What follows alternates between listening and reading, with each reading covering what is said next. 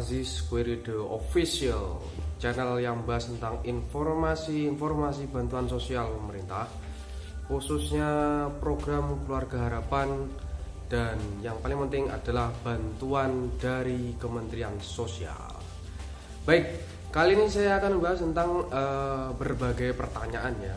Jadi nanti saya merangkum beberapa dari pertanyaan yang penting yang selama ini menjadi pertanyaan-pertanyaan dari masyarakat ataupun dari KPM dan lain sebagainya. Nah, sebelum saya lanjutkan, yang suka dengan video ini bisa langsung tekan tombol like ya.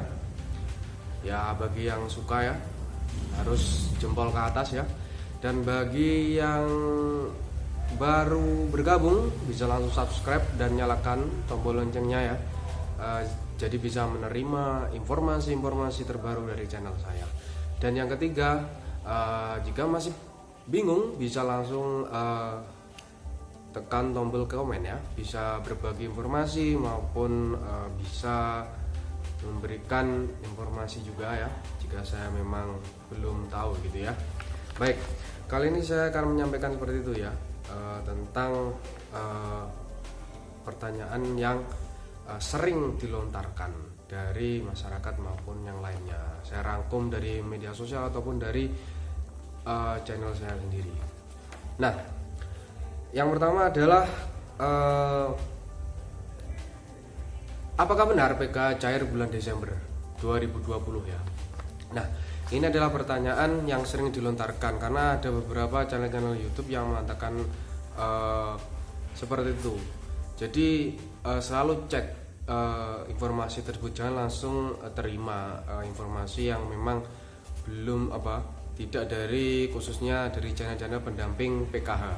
Nah, kalau keterangan tersebut itu bahwa Desember itu sudah tidak ada cair lagi ya.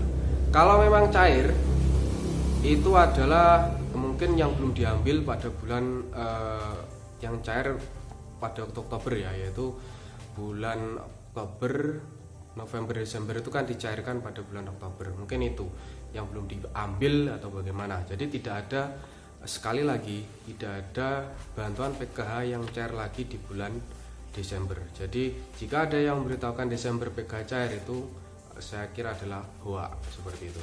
Hoax bahasanya ya. Terus yang kedua, apa saja bansos cair tahun 2021 pada waktu bulan Januari ya? Itu yang jelas ada dua, bantuan reguler dan non reguler. Jika masih bingung bisa langsung cek di bawah apa perbedaan reguler dan non reguler. Tapi saya ambil intinya saja bahwa yang reguler nanti pada bulan Januari yang cair adalah PKH, yang kedua adalah BPNT atau bantuan pangan non tunai atau program sembako yang diterima untuk KPM PKH maupun non PKH.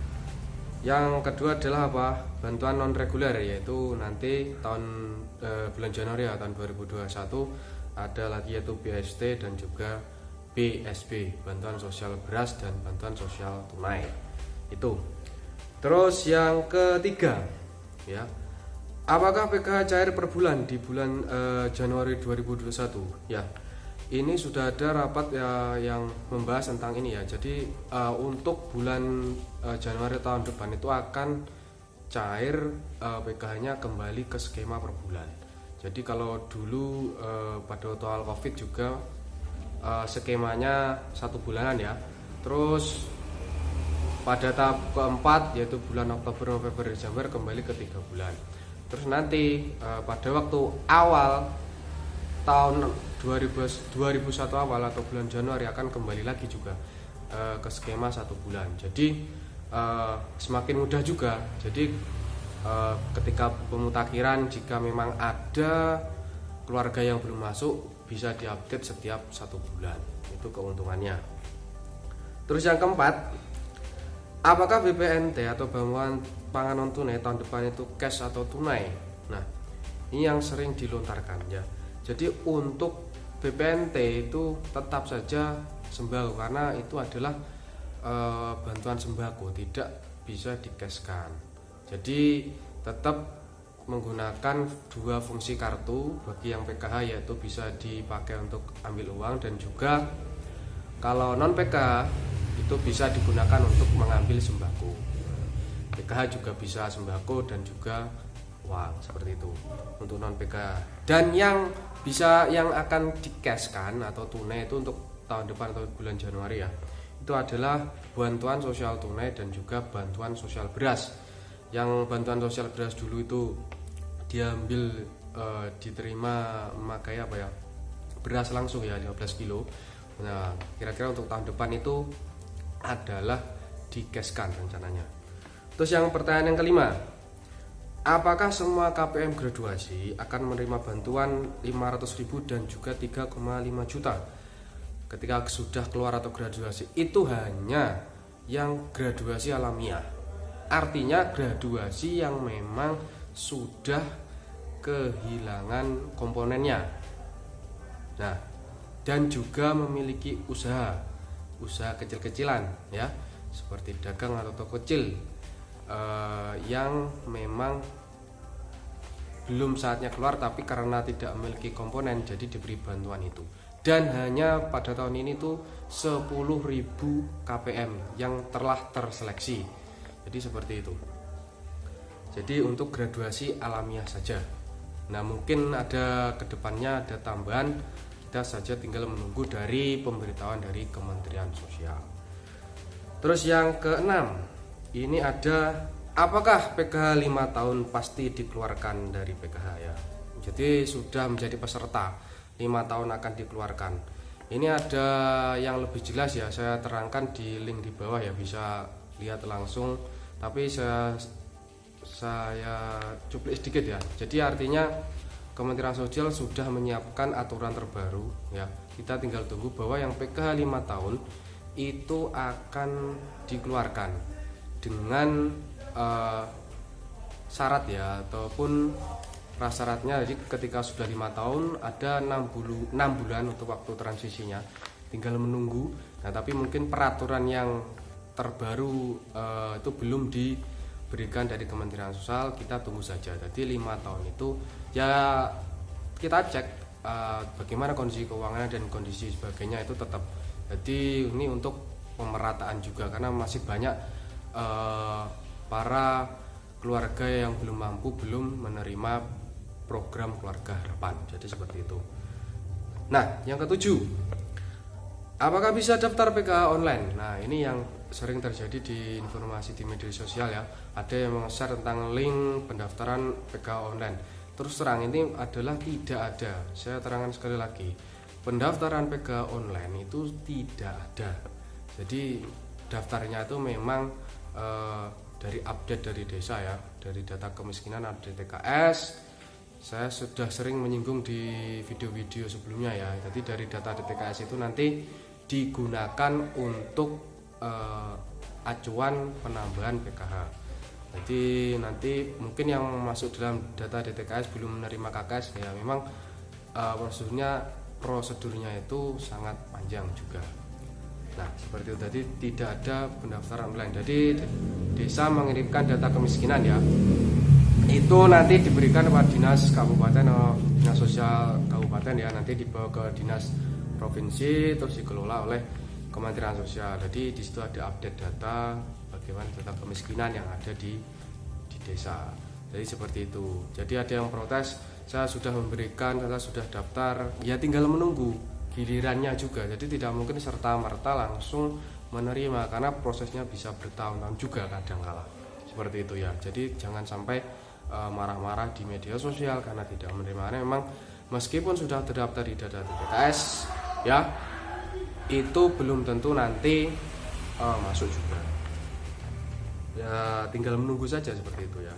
Terus yang ke-8 adalah bantuan BPNT kosong. Bagaimana bisa cari lagi? Jadi ini pertanyaan yang sering juga diberikan ya.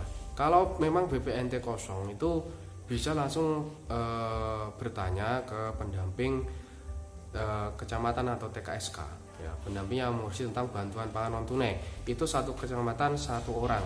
Nah jika masih bingung bisa tanya, jika memang KPM PKH bisa tanya pada pendamping PKH, siapa sih pendamping TKSK. Jadi bisa menemui nanti kenapa kok bisa tidak cair, karena pendamping PKH itu hanya mengurusi tentang program Keluarga Harapan bukan mengurusi tentang bantuan pangan non tunai, meskipun ada hubungannya, tetap bisa membantu sesuai dengan tugas masing-masing yang pasnya ya, seperti itu. Jadi jika tidak cair, kenapa bisa dicek di situ ya, nanti mungkin bisa dijelaskan oleh pendamping TKSK. Terus yang ke-9, kapan ada penambahan PKH atau penambahan PK baru? Ini sudah saya berikan di link di bawah ya, bisa dicek ataupun dilihat di video-video lain saya ya. Kalau ada penambahan PK itu yang paling terdekat lah, yang berpeluang sangat besar itu yang memang dari KPM penerima KKS ya, atau Kartu Keluarga Sejahtera non PKH, yang sudah menerima bantuan BPNT, itu yang paling dekat. Jadi targetnya seperti evaluasi tahun 2020 yang saya ketahui itu kebanyakan memang dari KKS, yang sudah menerima KKS seperti itu. Jadi ketika ada penambahan ya tergantung. Jadi kalau memang Presiden mengizinkan, misal ada penambahan, nanti tahun 2021 PKH akan ditambah 5 juta. Jadi yang berpulang yaitu, kalau semisal jumlah sekarang KPM non PKH menerima KKS itu 9 juta, berarti otomatis yang 5 juta akan ditarik. Nah mungkin itu seperti itu yang bisa saya sampaikan terkait itu, kemungkinan itu. Dan juga saya memberikan informasi juga ya, jadi tetap terkait graduasi, jangan pernah takut bergraduasi, karena itu adalah suatu simbol atau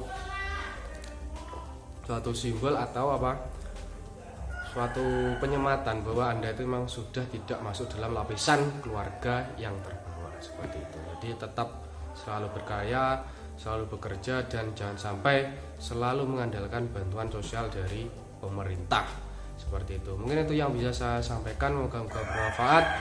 Bisa langsung di share ya jika memang ingin membantu atau memberikan informasi pada grup-grup dan lain sebagainya, sehingga dapat menerima informasi yang sangat penting ini. Mungkin itu dari saya, moga-moga bermanfaat video ini. Saya akhiri, wassalamualaikum warahmatullahi wabarakatuh.